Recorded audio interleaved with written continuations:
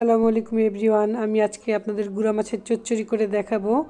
আজকে আমি বেলে মাছের চচ্চড়ি করব। এর জন্য আমি কিছু পেঁয়াজ কুচি, টমেটো টুকরো করে রেখেছি এইগুলো, এবং এর সাথে কিছু কাঁচামরিচ কুচি দিয়ে দিলাম। এর সাথে আমি এখন মাছগুলো দিয়ে দিব। মাছগুলো আমি আগে ভালো করে পরিষ্কার করে রেখেছি। এর সাথে কিছু দেশি শিং মাছ ছিল।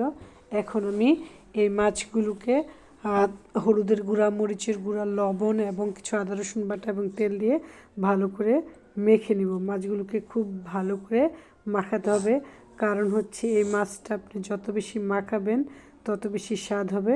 দেখুন দর্শক, আমি সুন্দর করে মাছটাকে ভালো করে কচলিয়ে সময় নিয়ে মেখে নিচ্ছি। এটা কিন্তু ভালো করে সময় নিয়ে মাখিয়ে নিতে হবে। আমি এখানে কাঁচামরিচের পরিমাণটা একটু বেশি দিয়েছি, শুকনো মরিচের গুঁড়োটা খুবই কম নিয়েছি। এবার আমি খুব ভালো করে মাখাচ্ছি। এখন আমি এর মধ্যে সামান্য পরিমাণের পানি যোগ করে দিব। দেখুন আমি কিন্তু খুব ভালো করে মাখিয়ে নিচ্ছি। মাখানো হয়ে গেলে আমি সামান্য পরিমাণে পানি যোগ করে দিব। ধৈর্য ধরে মাছটাকে ভালো করে মাখাতে হবে। এবার আমি পানিটা যোগ করে দিব।